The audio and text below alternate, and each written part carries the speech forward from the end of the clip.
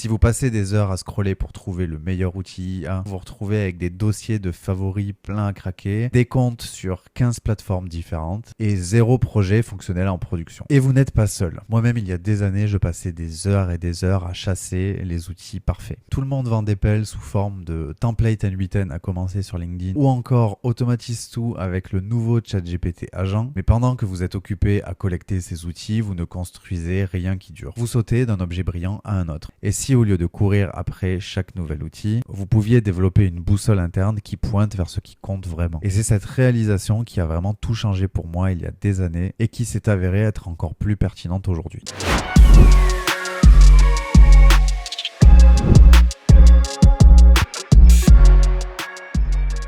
Je pense comme beaucoup en ce moment avec l'IA et tout ce qui se passe tous les jours, on peut vite se sentir dépassé.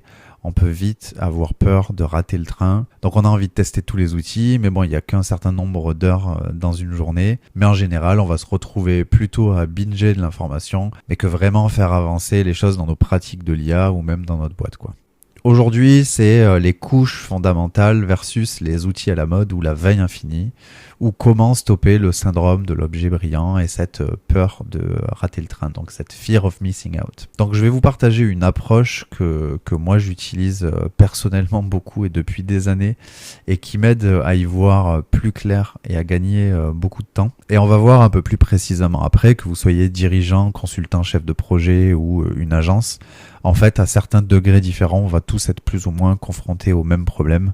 Et ce que je compte faire aujourd'hui, c'est vous proposer une approche, une alternative. Alors, j'ai pas la vérité. Je vais vous proposer quelque chose qui marche très bien pour moi, en espérant que ça puisse aider certains d'entre vous.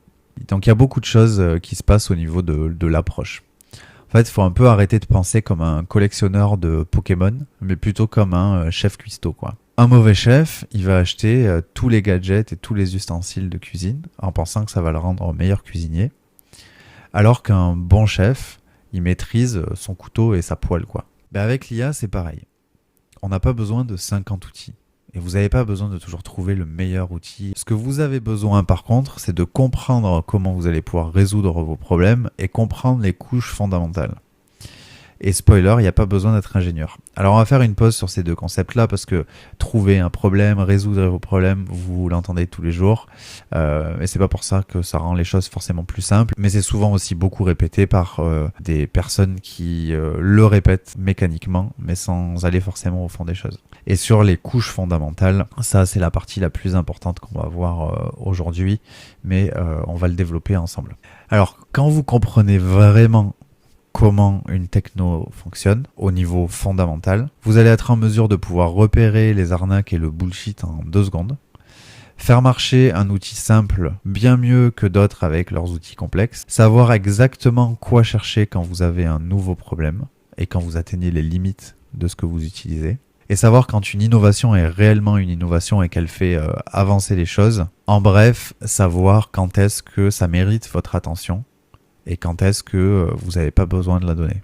Et ça, pour moi, c'est des choses qui sont très importantes parce que on est tous pareils. On peut vite se faire aspirer par les nouveaux outils et la hype du moment. Et donc perdre un peu de vue nos objectifs. Alors, le changement de méthode de pensée, c'est plutôt de se dire que plutôt que de savoir qu'est-ce que vous pouvez utiliser ou qu'est-ce que vous pouvez utiliser de mieux, qu'est-ce que vous devez comprendre pour faire mieux. Au lieu de vous demander quel est le meilleur outil pour X, demandez-vous quels sont les principes qui rendent la solution efficace. Cette approche va vous donner quelque chose que les tutos ne pourront pas vous donner, c'est l'autonomie de jugement. Alors pour ça, j'ai pris quelques exemples que j'ai eu l'habitude de rencontrer. Déjà sur la partie dirigeant. Ce qu'on veut pas, c'est un dirigeant qui va voir l'IA sous l'angle d'une veille quasi quotidienne. Qu'est-ce que font les concurrents en peur de rater le train justement. Ou que dès qu'on voit quelque chose traîner sur Internet ou qu'on est contacté par une boîte en prospection, on va transférer les emails ou les news à l'équipe ou le responsable IA ou peu importe la personne qui est désignée pour s'en occuper. Est-ce que tu peux te mettre en relation avec lui? Est-ce que tu penses que ça a un intérêt, etc. Et ça peut vite parasiter les équipes, mais même le dirigeant. Le fear of missing out, la peur de rater le train, en fait, va enclencher cette dynamique qui marche pas déjà et qui n'est pas très saine, du techno-push. C'est il y a cette techno, il faut absolument qu'on l'utilise. Voilà, là, par exemple, il y a quelques jours, il y avait Nano Banana. Du coup, le pousser au market, il faut absolument l'utiliser, trouver une façon de l'utiliser, etc. Ça ne veut pas dire que je ne ferai pas des vidéos sur Nano Banana, parce que je trouve qu'il y a des trucs super cool à faire. Mais c'est pas la question. L'idée, c'est de pas surcharger en fait les équipes et surcharger la bande passante en fait avec tout ce qui se passe. Et en fait là, vous jouez le jeu des marketeurs qui eux en fait cherchent à attirer votre attention et en fait vous la mettez pas au bon endroit. Vouloir absolument transformer toute son entreprise avec l'IA et chercher une solution pour tout résoudre. Donc ça, c'est quelque chose qui se voit souvent. Alors beaucoup plutôt sur des cadres dirigeants qui, pour des raisons de budget ou des raisons de facilité ou même des fois pour éviter l'anarchie des outils, vont essayer de trouver une solution qui passe partout et qui va tout faire, mais on va voir que c'est pas forcément la bonne approche. Donc tout ça, ça mène au chaos. Nous, ce qu'on veut pour un dirigeant, c'est qu'il ait une grille de lecture assez forte sur l'IA pour que ça lui facilite les prises de décision là où ça compte vraiment. Pour ça, il a besoin de connaître un minimum sur les couches fondamentales, sur ce qui est mature ou pas, quelles sont les limitations de la technologie, et fondamentalement, pourquoi. Plutôt que de transformer toute l'entreprise avec l'IA, il vaut mieux commencer par 1 à 3 cas d'usage simples sur quelque chose que des dirigeants connaissent très bien, c'est les impondérables, les invariables du business qui ne vont pas changer. Et la question clé pour moi qu'un dirigeant devrait se poser pour bien naviguer dans l'IA, c'est qu'est-ce que je dois comprendre pour prendre des meilleures décisions sur l'IA. Et là, on va rester sur une partie qui est très fondamentale, ça va permettre d'éviter d'être à la merci en fait des bons marketeurs et de la bonne promesse et de la bonne proposition de valeur, mais de savoir qu'est-ce que ça a dans le ventre, quoi. Côté consultant et chef de projet, c'est pareil, un consultant et chef de projet, il a besoin de cette même grille de lecture, mais un petit peu plus poussée, un petit peu plus opérationnelle, pour être capable de bien challenger en fait les solutions si c'est du buy, ou alors savoir exactement ce dont on a besoin dans une solution si on doit la faire build ou la build soi-même. Pareil côté agence et côté builder, mais sauf que là on veut un niveau de maîtrise opérationnelle dans la solution, et malheureusement le marché aujourd'hui est inondé de personnes qui n'ont pas du tout le niveau de maîtrise, mais qui modulo 3 heures de formation sur N8N et un template de génération de leads sont des experts IA. Donc ça, faut faire super attention, et ça c'était le cas avant l'IA, hein. Il y a toujours dans n'importe quelle pratique et dans n'importe quel domaine, il y a différents niveaux, il y a de maîtrise, mais pour pouvoir bien arbitrer en tant que dirigeant ou en tant que consultant ou chef de projet si on fait du sourcing, il faut soi-même en fait avoir une bonne compréhension des couches fondamentales. Sinon, on va se retrouver en fait à se former en template LinkedIn et en training douteux, refourguer le dernier outil, faire de l'upsell girouette. Ça j'aime bien. C'est voilà, on a fait une petite automatisation par-ci ou là, et puis en fait là il y a le dernier modèle où il y a le dernier Nano Banana, et on peut dire on pourrait faire une automatisation Nano Banana parce que du coup ça va pouvoir vous aider pour faire ci et ça, etc. Et en fait on est toujours en train de vendre du micro-produit sans avoir vraiment un alignement stratégique avec l'entreprise. Ne pas adapter les projets à la maturité de l'entreprise, et enfin fonctionner beaucoup sur du proto sans jamais creuser en fait qu'est-ce qui permet de rendre une solution production ready. Là bien évidemment on va aussi vers le chaos. Ce qu'on veut, c'est avoir une approche qui est orientée business en premier, donc l'impact qu'on va avoir à travers ces solutions, est-ce qu'on en a vraiment besoin ou pas. On veut pas faire de techno-push, on veut pas aller refourguer le dernier outil révolutionnaire. On veut avoir une compréhension fine des couches fondamentales, de ce qui est mature, des limitations. Savoir aussi comment on peut obtenir du ROI rapide avec l'intelligence artificielle sur des cas concrets et des cas réels. Et enfin, apporter de la fiabilité et de la simplicité. Une entreprise, elle a besoin de systèmes simples, elle a besoin de simplicité. Elle n'a pas besoin de trucs ultra compliqués. C'est un truc un peu de jeune génération, mais quand on commence un petit peu à connaître un outil, on va vouloir montrer tout ce qu'on sait faire et qu'on est capable de faire des trucs super complexes. Alors on va commencer à faire des choses avec des centaines de nodes et des sous-agents, d'agents, de sous-agents. Mais en soi, déjà en production, c'est un enfer, ça n'a aucun sens. Mais c'est surtout, en fait, c'est pas une approche pragmatique. Avec un peu plus d'expérience, on va privilégier la simplicité. Donc là, pareil, pour moi, les questions clés, ce serait plutôt qu'est-ce que je dois comprendre pour proposer ou construire des solutions fiables qui ont de l'impact. Donc là, il y a 2 volets. Il y a un volet forcément qui est un volet business, et il y a un volet qui est un volet technique. J'enfonce peut-être des portes ouvertes à ce stade pour pas mal d'entre vous, mais pour la suite de ce qu'on va voir ensemble, je voulais quand même poser des bases communes, quoi. Il y a rien d'extraordinaire pour l'instant dans tout ce que je viens de dire. Pour vous donner un exemple de quel a été mon parcours en fait dans l'IA générative, je me suis dit que j'allais vous refaire un petit peu la genèse et de comment ça s'était passé. Donc au début, comme tout le monde, là on doit être, je sais pas, décembre 2022 ou janvier 2023, quelque chose comme ça. Je découvre ChatGPT, je suis complètement scotché, j'essaie d'apprendre le plus que je peux sur les prompts, sur les cas d'usage, sur qu'est-ce qu'on peut faire, etc. Et donc du coup, je fais mes premiers cas d'usage un peu pro et perso aussi. Et pro, j'ai essayé d'hacker le truc, hein, comme je pense chacun d'entre nous. Donc vous savez que je peux gagner du temps. Et je me souviens des premiers cas d'usage pro. J'avais un email à faire à toute l'entreprise au sujet d'une subvention région. Et donc je devais l'écrire avec un ton particulier et j'étais pas forcément extrêmement à l'aise avec cet exercice-là. Donc je l'ai fait écrire par ChatGPT et j'étais complètement scotché du résultat puisque clairement sur ce cas d'usage-là, j'aurais pas fait mieux. Et donc petit à petit, à force de tests et de tests, donc j'avais carte blanche sur la partie innovation, je pouvais tester des choses, etc. Et je savais à cette époque-là que le SAV, il était noyé sous les tickets et les demandes clients, et que c'était un problème qui était dur, quoi, douloureux, urgent et reconnu. Donc beaucoup de documentation technique. Alors du coup, la façon de tester, on s'est dit on va regarder ce qu'il y a comme outils sur étagère qui permettent de traiter de la documentation en base de connaissances pour l'équipe du SAV et plus tard les clients. Et donc là, j'ai fait pas mal de tests de pas mal d'outils sur étagère.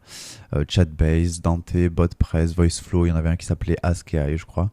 Et à chaque fois, c'était le même constat, c'était un gros fail, donc on avait pas la moitié des informations, comprenait pas du tout la question, on avait des réponses qui étaient complètement à côté. On pouvait pas mettre trop de volume non plus en termes de connaissances, on pouvait pas sourcer les informations, enfin c'était l'enfer et ça avait pas forcément grand intérêt. Et donc là, le cheminement classique que j'aurais fait des années avant, c'était de continuer d'essayer de sourcer des outils, jusqu'à arriver à la conclusion que peut-être les solutions n'étaient pas matures pour le moment et de mettre le projet en stand-by, ou alors de perdre encore plus de temps à essayer de faire du sourcing pour trouver la bonne solution, les tester, etc. Donc ce que je me suis dit, c'est ok, donc le niveau d'expertise et d'utilisation, il date d'il y a quelques mois, donc en fait, c'est le bon moment pour creuser un peu plus techniquement. Il ne va pas y avoir tant de masse d'infos à venir apprendre pour essayer de venir faire marcher ce genre de système. J'avais à l'époque un peu ce sentiment que c'était complètement faisable. Et donc, ce que j'ai fait à la place, et ce que je fais maintenant depuis très longtemps, c'est se dire, ok, bon, les outils sur étagère permettent pas de répondre à ce cas d'usage, mais peut-être qu'il y a des choses que j'ai mal compris dans le fonctionnement de ce qu'on appelle un RAG, donc le fait de pouvoir travailler avec les données de son entreprise pour Retrieval Augmented Generation. Augmented Generation, en soi, ça veut pas dire grand-chose. Retrieval, c'est la partie la plus importante, le fait qu'on va venir retrouver des informations. Et donc là, j'ai commencé à creuser des concepts un peu plus précis, donc sur le fonctionnement des LLM, sur la gestion du contexte, sur la partie Retrieval, donc l'embedding, le re-ranking, tous ces mots compliqués qui sont dans le champ des concepts du RAG.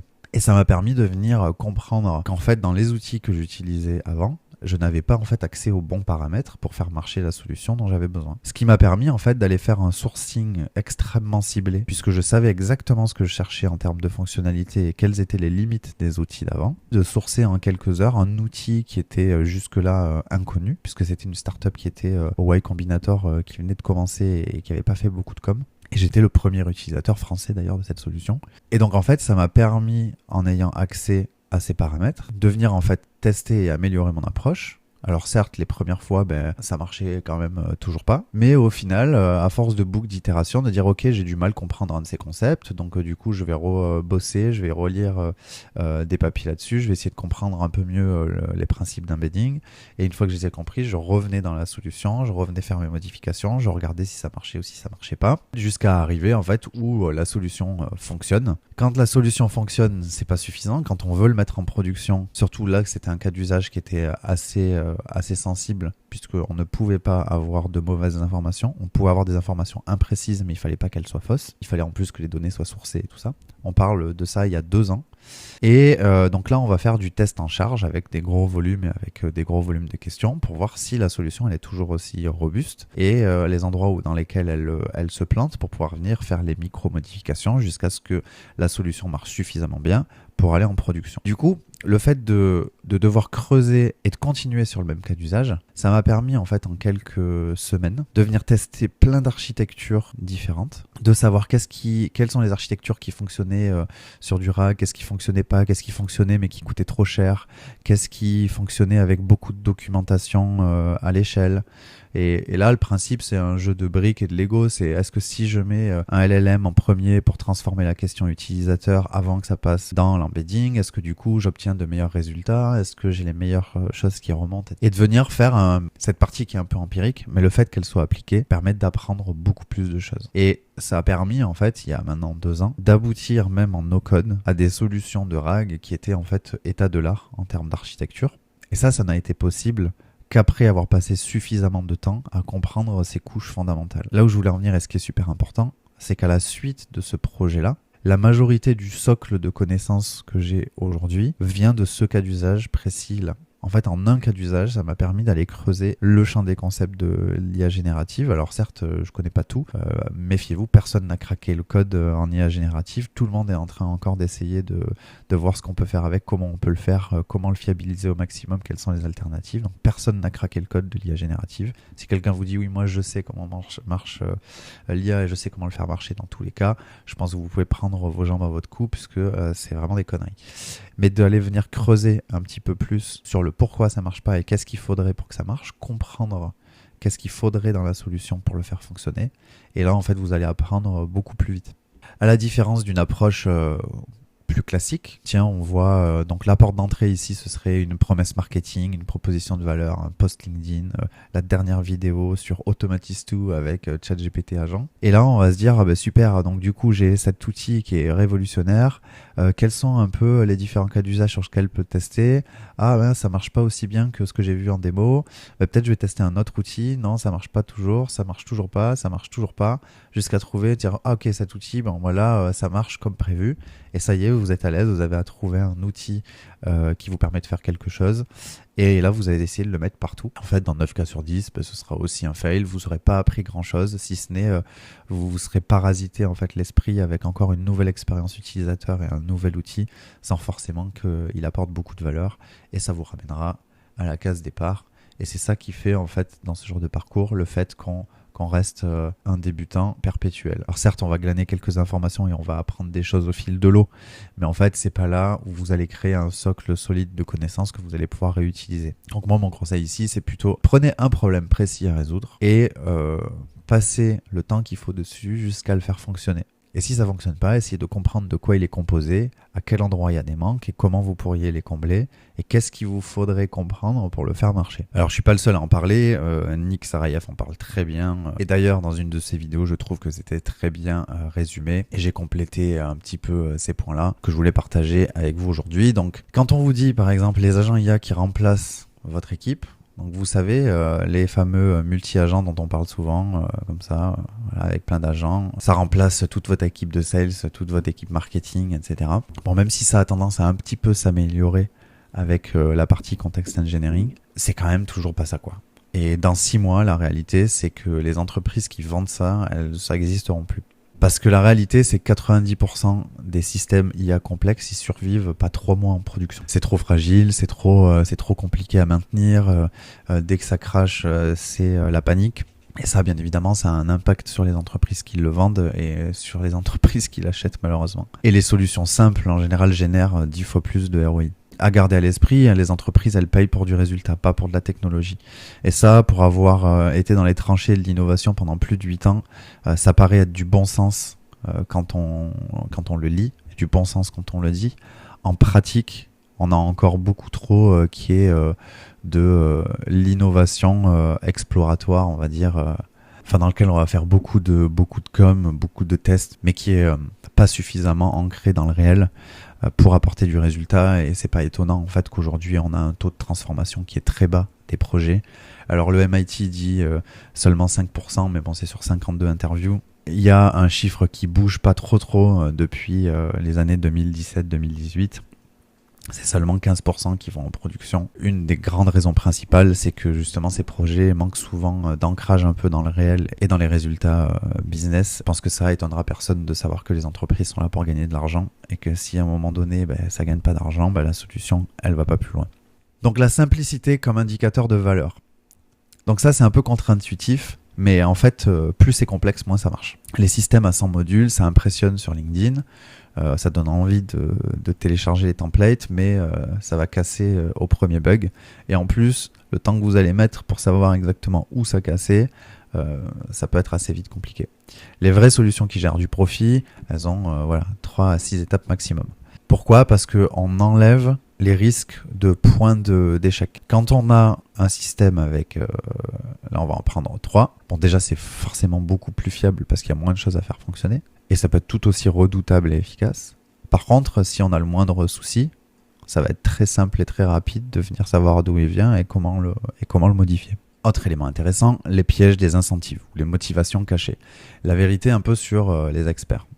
Donc, ils ont besoin, en fait, pour beaucoup, que ça paraisse compliqué.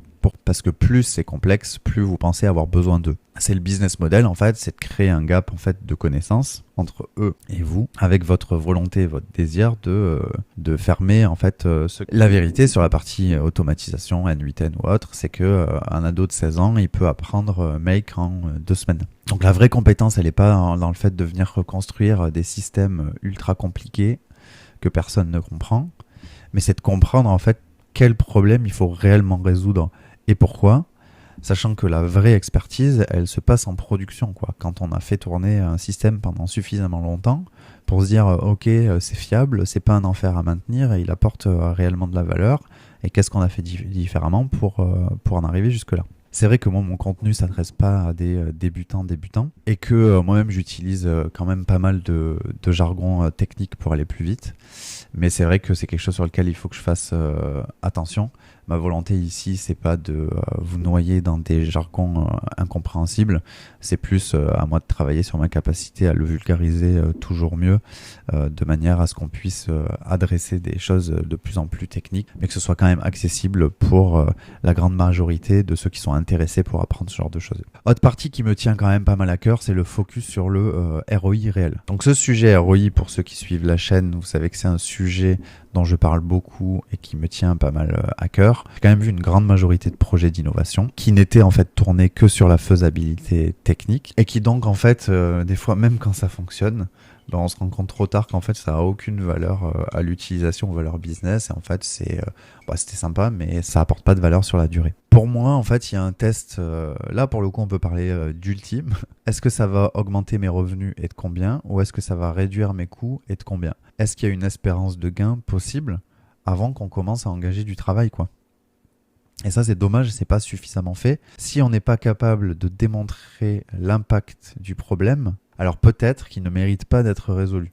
Donc pour moi, c'est si vous pouvez pas répondre avec des chiffres sur une problématique que vous traitez, vous allez juste brasser du vent technologique, mais ça ira pas plus loin.